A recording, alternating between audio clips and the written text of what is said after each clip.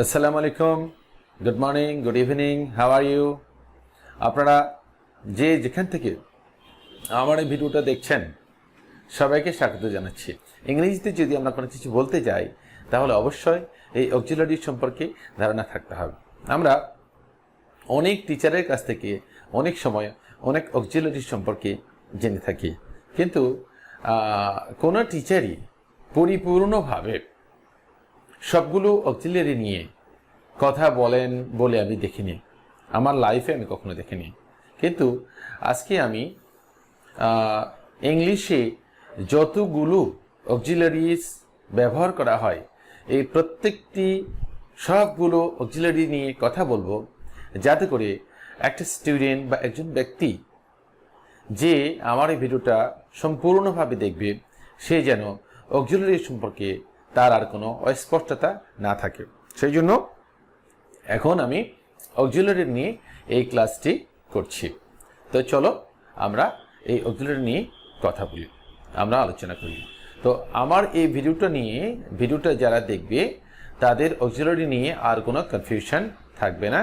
এই জন্য আমার এই ভিডিওটা যত সময় লাগুক না কেন আমি প্রত্যেকটি অক্সিলারি নিয়ে কথা বলবো। তাই অক্সিলারি নিয়ে যারা কমপ্লিট সেন্স পেতে চাও বা পেতে চান তারা অবশ্যই আমার ভিডিওটি ভালো করে দেখবেন, তাহলে আমি বিশ্বাস করি অক্সিলারি সম্পর্কে আর কোনো অস্পষ্টতা থাকবে না। তাহলে চলো আলোচনা করা যাক অক্সিলারি সম্পর্কে। অক্সিলারি নিয়ে আলোচনা করতে গেলে প্রথমেই আসে এই যে আমি লিখে রেখেছি অক্সিলিয়ারিস। ওকে, অক্সিলিয়ারিস এগুলোকে আবার আরেকটা নাম বলা হয়। নামগুলো প্রথমে নাম সম্পর্কে ক্লিয়ার একটা আইডিয়া থাকা দরকার, তাই প্রথমে নাম নিয়ে বলি। ওকে, AUXULIAR auxiliary verbs. You see that auxiliaries and auxiliary verbs same thing, different names. আমরা যাকে auxiliaries বলি তার নামই হচ্ছে auxiliary verb. ওকে, এটার আরো একটা নাম আছে, লেটস সে helping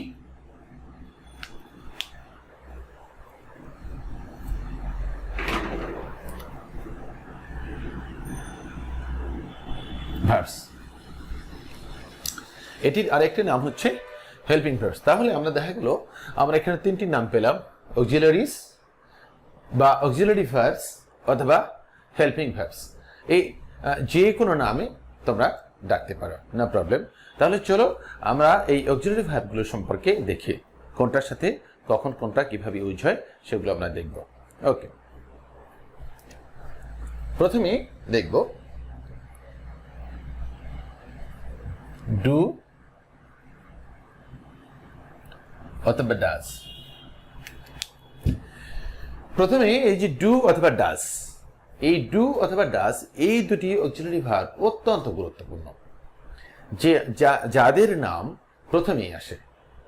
ডু এবং ডাজ এই দুটি অক্সিলারি ভার্ব কখন ব্যবহৃত হয়? প্রেজেন্ট ইনডিফিনিট টেন্সে। প্রেজেন্ট ইনডিফিনিট টেন্সে এই দুটি অক্সিলারি ভার্ব আমরা ব্যবহার করে থাকি। We use this two auxiliary verbs in case of present indefinite tense. When do we use this? Okay, do, that means the first one, we use these auxiliary verbs do when the subject is first person, second person and third person plural number. Okay, when the subject is first person, second person and third person plural number. And when do we use this auxiliary verb, I mean does, we use this auxiliary verb at the time of present indefinite tense and when the subject is third person and singular number. Okay, let's see some examples. চলো আমরা কিছু উদাহরণ দিই। আমি যদি পুরো ইংলিশে কথা বলি তাহলে বাংলাদেশের অনেক স্টুডেন্টস, অনেক ব্যক্তি আমার ইংরেজি বলাটা বুঝতে পারবে না, তাই আমি ইংরেজি এবং বাংলা দুটোর সংমিশ্রণে কথা বলবো, যাতে করে সবাই যারা ইংরেজি কম বোঝে তারাও যেন বুঝতে পারে, যারা ইংরেজি ভালো বোঝে তারাও যেন বুঝতে পারে। ওকে, চলো তাহলে শুরু করা যাক। প্রথমে ডু ব্যবহার করি, আই ডু নট। এই যে ডু, এই যে এখানে কিন্তু ডু ডু আসছে, এই যে অক্সিলারি ভার্ব, এখানে auxiliary verb do. I do not like ইট। এই যে এখানে ডু অক্সিলারি ভার্বটা আসছে, এটা কিন্তু প্রেজেন্ট ইনডিফিনিট টেন্স। এই ডু যখন থাকবে তখন আমরা বুঝতে পারবো যে this is a present indefinite tense, মানে এটি সাধারণত সচরাচর এটি হয়ে থাকে কোনো ব্যক্তির জন্য। ওকে, সেই জন্য এখানে ডু। এরপরে আমরা করতে পারি উই ডু নট লাইক ইট। এই যে এটা ফার্স্ট পারসন, এই সাবজেক্টটা উই, এটাও কিন্তু ফার্স্ট পারসন। ওকে, এখানে ফার্স্ট পারসনের ক্ষেত্রে ডু হয়েছে, উপরের সেন্টেন্সটাতে ডু হয়েছে, নিচের সেন্টেন্সটাতে কিন্তু ডু হয়েছে। এরপরে দেখো সেকেন্ড পারসনে লিখি আমি you do not like it. তুমি এটি পছন্দ করো না। ওকে, তাহলে ফার্স্ট পারসন, এটা ফার্স্ট পারসন, এটা first person, second person. Okay, এবার একটা থার্ড পারসন লিখি। এবার থার্ড পারসনের ক্ষেত্রে আমরা ডাজ ব্যবহার করব। যখন সাবজেক্টটি থার্ড পারসন এর সিঙ্গুলার নাম্বার হয় তখন আমরা ডাজ ব্যবহার করি। আমি সাবজেক্ট কি করলাম, ফার্স্ট পারসন সেকেন্ড পারসন শেষ করেছি, এবার third person singular number, third person plural number দিয়ে শুরু করি। সিঙ্গুলার নাম্বারটা একটু পরে দেখাচ্ছি। থার্ড পারসন প্লুরাল নাম্বার দিয়ে শুরু করি। মনে করো যে they they do not like it. তারা এটা পছন্দ করে না। দে কিন্তু third person and plural number. Okay, তো এটা হলো, এটা আমরা পেলাম। এরপরে আমরা আরো কিছু এক্সাম্পল দেখব।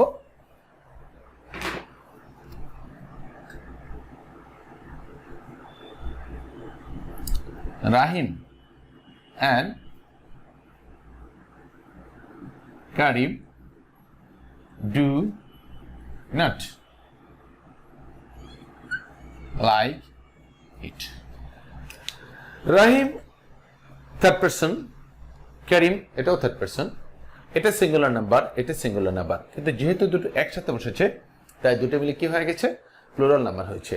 অতএব যখন সাবজেক্ট এখানে সবগুলি মিলে একটা সাবজেক্টের কাজ করছে, মানে এটা হচ্ছে একটা নাউন ফ্রেজ, সেক্ষেত্রে কি হবে, ডু নট বসেছে। অক্সিলারি ভার্বটা কি বসেছে, ডু, ডু নট। ওকে, এবং আমরা যদি এভাবে লিখি, এবার যদি ডাজ ইউজ করতে চাই তখন কিভাবে করব, Rahim does not like it. Rahim does not like it. আমরা ডাজ ইউজ করেছি যেহেতু এখানে সাবজেক্টটা third person and singular number. Rahim তো একজন, তাই না, এই জন্য এটা সিঙ্গুলার নাম্বার, এবং এটা কোন পারসন, এটা হলো থার্ড পারসন এবং সিঙ্গুলার নাম্বার। এটি third person and singular number. যেহেতু এটি আমি, আমরা, তুমি, তোমরা এর ইংরেজি না, এর বাইরে, তাই এটা থার্ড পারসন। এবং যেহেতু এই রাহিম দ্বারা কোনো একজনকে বোঝায়, বেশি জনকে বোঝাচ্ছে না, তাই এটা সিঙ্গুলার নাম্বার। তো এই ধরনের ক্ষেত্রে কি হবে, ডাজ হবে, ডু কিন্তু এখানে হবে না। যদি কেউ ডু লেখে তাহলে that must be incorrect.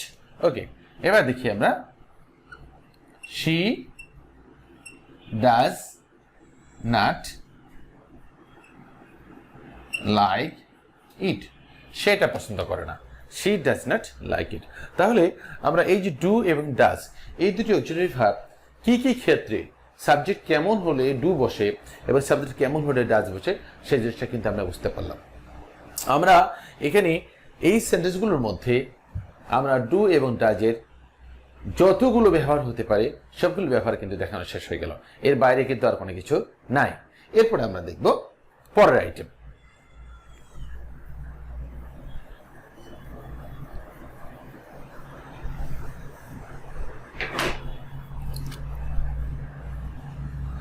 am is are। আমরা দেখব am is are, এই তিনটি। তো am is are, let's see, আমরা এই এক্সাম্পল, এই অক্সিলারি ভার্বগুলো আমরা ব্যবহার করি। এই অক্সিলারি ভার্ব তিনটি সাধারণত প্রেজেন্ট কন্টিনিউয়াস টেন্সে ব্যবহার করা হয়, এদেরকে আবার প্রেজেন্ট ইনডিফিনিট টেন্সে ব্যবহার করা হয়। এই am is are present indefinite tense অর্থাৎ সিম্পল প্রেজেন্ট টেন্স গঠন করার ক্ষেত্রে এবং প্রেজেন্ট কন্টিনিউয়াস টেন্স গঠন করার ক্ষেত্রে ব্যবহার করা হয়। In both cases they are used. Okay, let's see. আমরা প্রথমে দেখব প্রেজেন্ট ইনডিফিনিট টেন্সের ক্ষেত্রে এগুলো কিভাবে ব্যবহার করা হয়। I am a student. Subject যখন আই হয়, সাবজেক্ট যদি আই হয় তাহলে অক্সিলারি ভার্ব এম বসে। এম আর অন্য কারো কোনো কিছুর সাথেই বসে না, এম শুধুমাত্র আয়ের সাথেই বসে। ওকে, ট্রাই টু রিমেম্বার। এই জিনিসটা লক্ষ্য রাখবে, মনে রাখতে হবে যে এম এর সাবজেক্ট মাত্র একটি, only one, that's I and nothing else. Okay, এবার আমরা দেখব ইজ কখন বসে। He is a student. এখানে please notice that is he অর্থাৎ সাবজেক্টটা কেমন, সাবজেক্ট হচ্ছে third person and singular number. তো এই থার্ড পারসন আর সিঙ্গুলার নাম্বার সাবজেক্টের ক্ষেত্রে ইজ বসে। Okay, third person singular number subject কি, হি আছে, হি হতে পারে, শি হতে পারে, রাহিম হতে পারে, কারিম হতে পারে, মোহনা হতে পারে, একটা কোনো দেশের নাম যেমন শ্রীলঙ্কা হতে পারে, ইন্ডিয়া হতে পারে। যেমন India is a large country, Bangladesh is a small country. তো সাবজেক্ট যখন থার্ড পারসনের সিঙ্গুলার নাম্বার হবে তখন ইজ বসবে।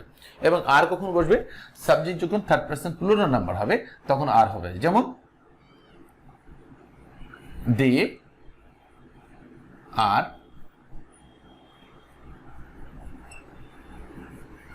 Students. I am a student, আমি একজন ছাত্র। হি ইজ এ স্টুডেন্ট, সে একজন ছাত্র। দে আর স্টুডেন্টস, এখানে এ বাদ গেছে, মাঝখান থেকে একটা এস এখানে যুক্ত হয়েছে। তো বি কেয়ারফুল। আমরা যদি একজনকে বোঝাই তখন এই আর্টিকেল ব্যবহার করতে পারি, এই আর্টিকেল আমরা ব্যবহার করতে পারি। কিন্তু যদি বেশিজন স্টুডেন্টস বোঝায় সেক্ষেত্রে আমরা কিন্তু এই আর্টিকেল ব্যবহার করতে পারি না। এই জিনিসটি ভুল করতে ম্যাক্সিমাম মানুষকে দেখা যায়। So you are my video watcher, I would like to make realize you to be careful in this use of article. This use of article must be correct.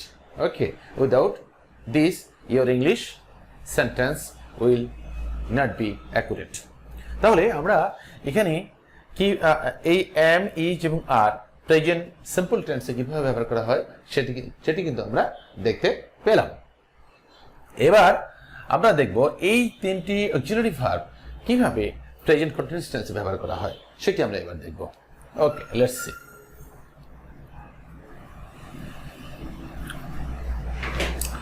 Present continuous টেন্সে আমি একটু লিখে দিই, present continuous tense,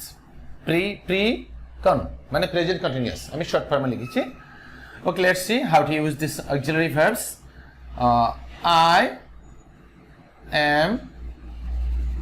I am watching TV.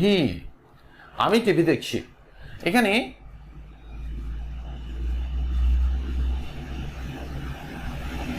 আয়ের সাথে কিন্তু M হয়েছে। ওকে, আয়ের সাথে কি হয়েছে, এম হয়েছে। আই এম ওয়াচিং টিভি, এবং এটা কন্টিনিউয়াস টেন্স গঠন করার ক্ষেত্রে এটা কিন্তু ব্যবহৃত হয়েছে। এরপরে আমরা দেখব ইউ আর ওয়াচিং টিভি। তুমি, এই যে এটা সেকেন্ড পারসনের ক্ষেত্রে কিন্তু অবশ্যই আর বসবে, সেকেন্ড পারসনের ক্ষেত্রে আর বসবে। তাহলে আমরা দেখতে পেলাম এম এর ব্যবহারটা দেখতে পেলাম, এবং আর এর ব্যবহারটা এখানে দেখতে পাচ্ছি। এখানে আর এর ব্যবহার এখানে দেখতে পেলাম যে সাবজেক্ট যখন সেকেন্ড পারসন হবে তখন আর হবে। এবং আর এর ব্যবহার আরেকটা ক্ষেত্রে আছে, সেটা হচ্ছে subject first person plural number, যেমন উই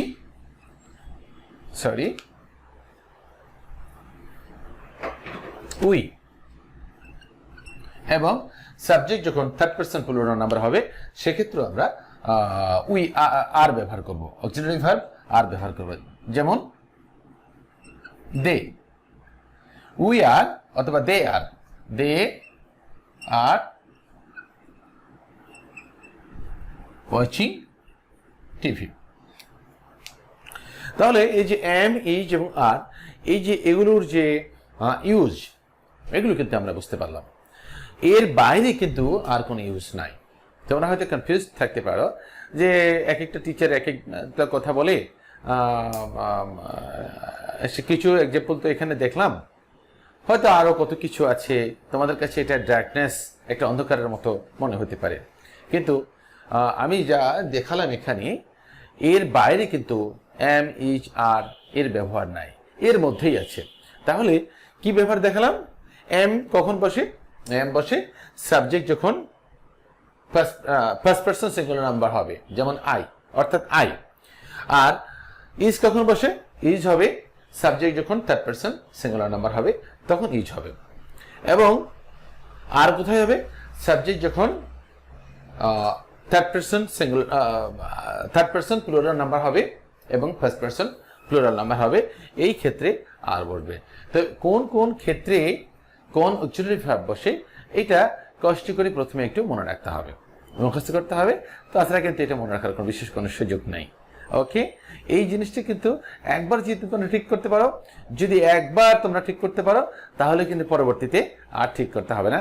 একবার ঠিক করলে পরবর্তী সারাটা জীবন একই জিনিস কাজে লাগিয়ে তোমরা কিন্তু ইংরেজি বাক্য বলতে পারবে, লিখতে পারবে, শিখতে পারবে, কোনো সমস্যা নেই। এটা আমরা দেখলাম। এরপরে আরো কি কি অক্সিলারি ভার্ব আছে? আজকে প্রত্যেকটি অক্সিলারি ভার্ব ইংলিশ ল্যাঙ্গুয়েজে যা কিছু আছে, everything I shall show, so don't be confused. দেখো, পুরো ভিডিওটা দেখো, তাহলে বুঝতে পারবে।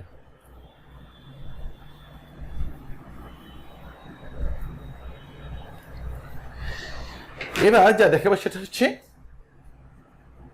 Have, has. এই দুটি অক্সিলারি ভার্ব তোমাদেরকে এবার দেখো। এই দুটি অক্সিলারি ভার্ব প্রেজেন্ট পারফেক্ট টেন্সের ক্ষেত্রে ব্যবহৃত হয়। ওকে, প্রেজেন্ট পারফেক্ট টেন্স। এবং এই দুটি অক্সিলারি ভার্ব অনেক সময় আবার প্রেজেন্ট ইনডিফিনিট টেন্সে ব্যবহৃত হয়, প্রেজেন্ট সিম্পল টেন্সে ব্যবহৃত হয়, আবার প্রেজেন্ট পারফেক্ট টেন্সে ব্যবহৃত হয় এই দুটি অক্সিলারি ভার্ব। তো কিভাবে দেখি? প্রথমে দেখাবো প্রেজেন্ট সিম্পল টেন্সের ক্ষেত্রে কিভাবে ব্যবহৃত হয়। তো সাবজেক্ট যখন থার্ড পারসন সিঙ্গুলার নাম্বার হয় তখন হ্যাজ ব্যবহৃত হয়, আর বাকি ক্ষেত্রে হ্যাভ ব্যবহৃত হয়। Okay, let's see. He has a house, তার একটি বাড়ি আছে। এই যে হ্যাজ, এখানে হ্যাজ ব্যবহৃত হয়েছে। এই ওকে, এই হ্যাজ ব্যবহৃত হয়েছে কারণ হলো এখানে সাবজেক্টটা third person and singular number, সেক্ষেত্রে হ্যাজ ব্যবহৃত হয়েছে। ওকে, আর সাবজেক্ট যখন থার্ড পারসন প্লুরাল নাম্বার হবে, সাবজেক্ট যখন ফার্স্ট পারসন হবে, সাবজেক্ট যখন সেকেন্ড পারসন হবে, এই ক্ষেত্রগুলোতে কিন্তু হ্যাভ ব্যবহৃত হবে। তাহলে কিভাবে দেখি? যেমন উই হ্যাভ এ হাউস, আমাদের একটি বাড়ি আছে। অথবা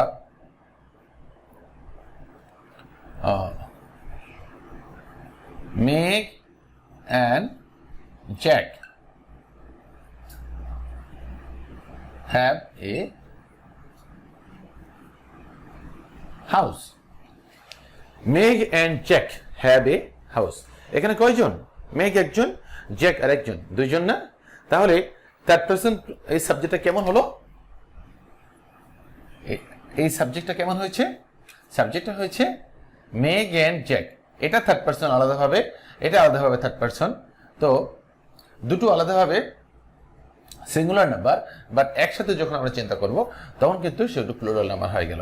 কাজে এখানে হ্যাভ বসবে। অলরাইট, তাহলে আমরা হ্যাভ এবং হ্যাজের ব্যবহার প্রেজেন্ট সিম্পল টেন্সে কিভাবে ব্যবহৃত হয় সেটা আমরা দেখলাম। এবার আমরা দেখব প্রেজেন্ট পারফেক্ট টেন্সে হ্যাভ এবং হ্যাজ কিভাবে ব্যবহৃত হয়।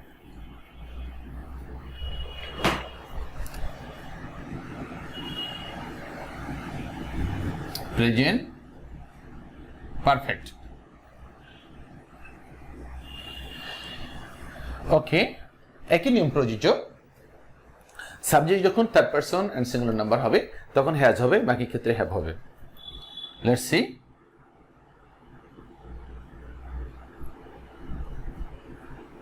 Moon has bought a toy. এই যে এই সাবজেক্টটা Moon has bought a toy, এটা কিন্তু third person and singular number, তো এই জন্য এখানে অক্সিলারি ভার্ব হিসেবে হ্যাজ বসেছে। ওকে, তো সেটা আমরা পেলাম। আমরা এবার দেখব একটু moon and Johnny have bought a toy. Moon and Johnny have bought a toy. Moon এবং জনি একটি খেলনা ক্রয় করেছে। তো এখানে আমরা দেখতে পাচ্ছি এই অক্সিলারি ভার্বটা হ্যাভ এখানে বসেছে, কারণ সাবজেক্টটা third person and plural number, third person plural number. Moon এবং জনি দুইজন এখানে। ওকে, সেই জন্য এখানে সাবজেক্টটা হবে থার্ড পারসন প্লুরাল নাম্বার। ওকে, আমরা হ্যাভ এবং হ্যাজের ব্যবহার দেখলাম। ফার্স্ট পারসনের ক্ষেত্রেও হ্যাভ হবে, সেকেন্ড পারসনের ক্ষেত্রেও কিন্তু হ্যাভ হবে। ওকে, থার্ড পারসন প্লুরাল নাম্বারের ক্ষেত্রেও হ্যাভ হবে, যেটা এখানে শো করা হয়েছে। এবার আমরা দেখব হ্যাভ বিন হ্যাজ বিন এর ব্যবহার।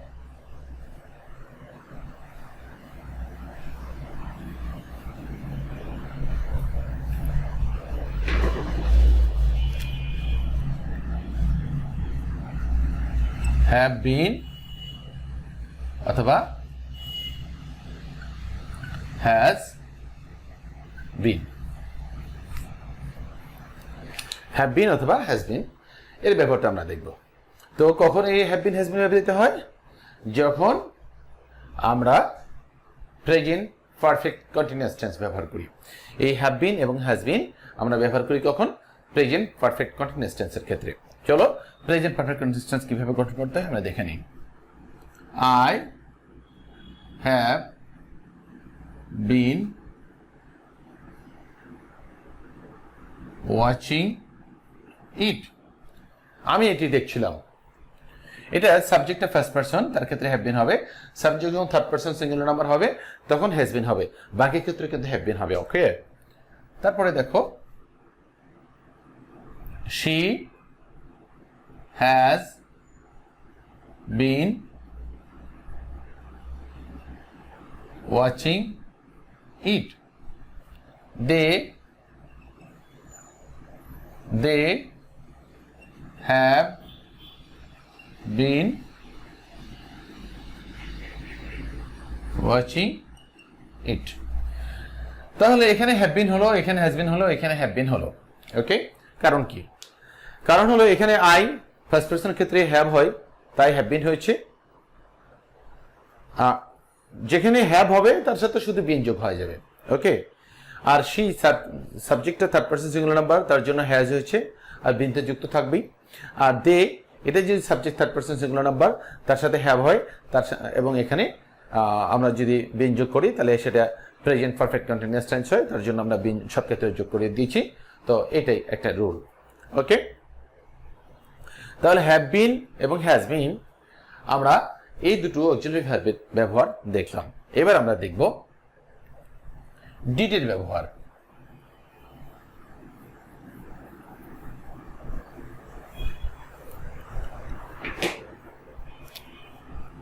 ডিড এটি একটি অক্সিলারি ভার্ব, আবার এটি কিন্তু মেইন ভার্ব হিসেবেও কাজ করে। ডু ডিড ডান মানে ডু এর ফার্স্ট ফর্ম ডিড সেটা কিন্তু আছে, ওইটা কিন্তু মেইন ভার্ব। এখানে আমরা যেটা আলোচনা করছি সেটা হচ্ছে অক্সিলারি ভার্ব। এই অক্সিলারি ভার্ব ডিড কিভাবে ব্যবহৃত হয় চলো সেটা আমরা দেখি। এই অক্সিলারি ভার্ব ডিড ব্যবহৃত হয় পাস্ট ইনডিফিনিট টেন্সের ক্ষেত্রে। Past indefinite tense I mean simple past tense. Okay, let's see how to use it.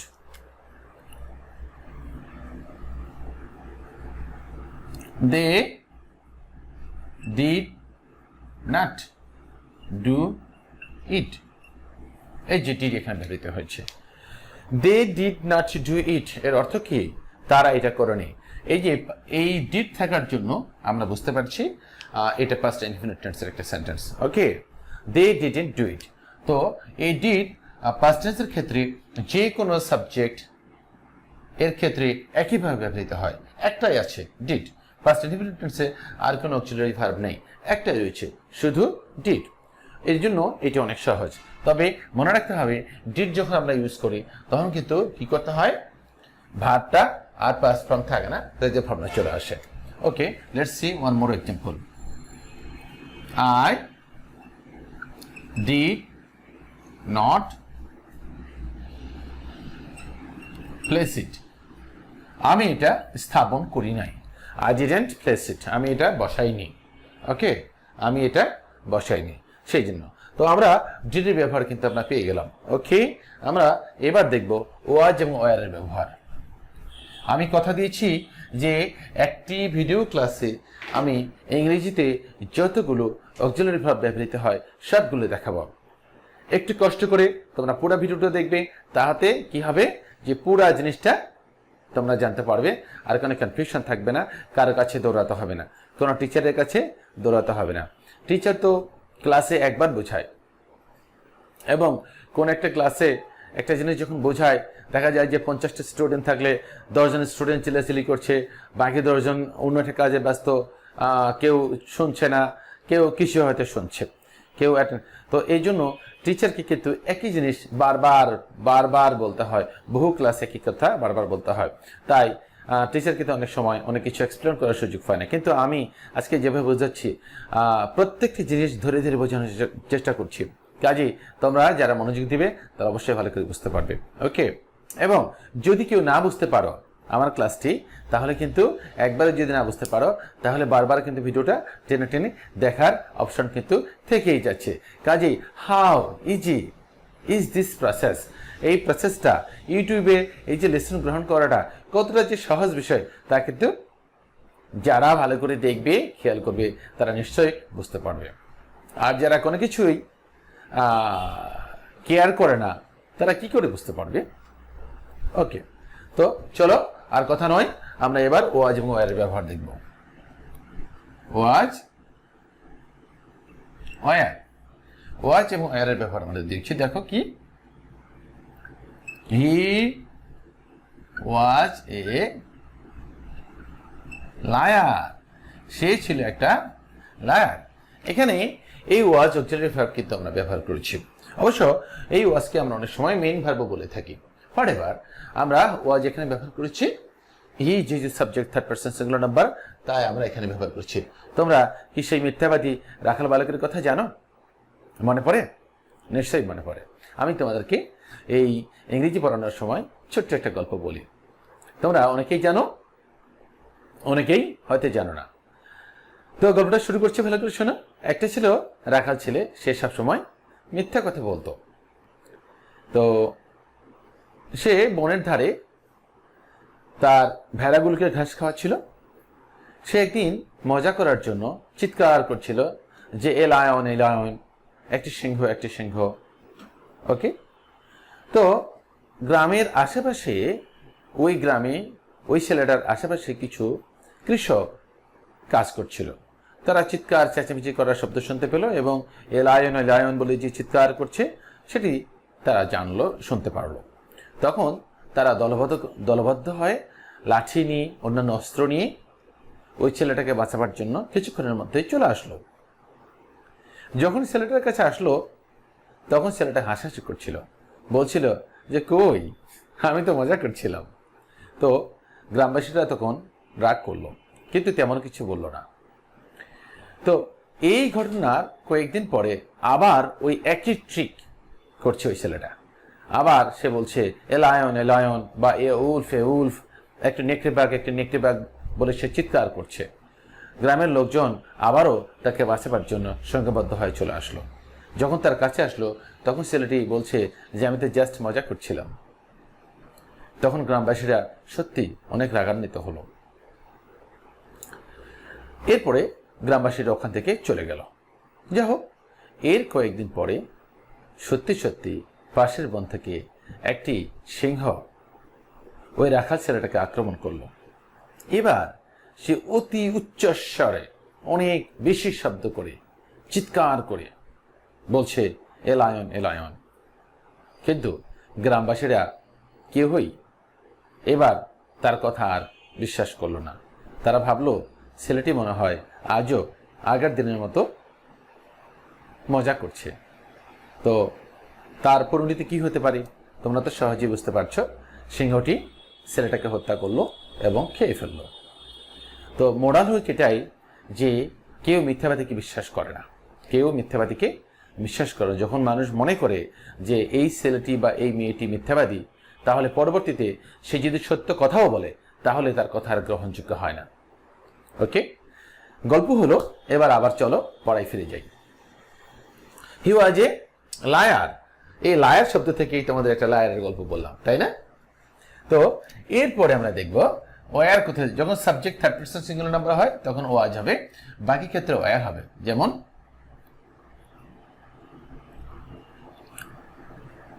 They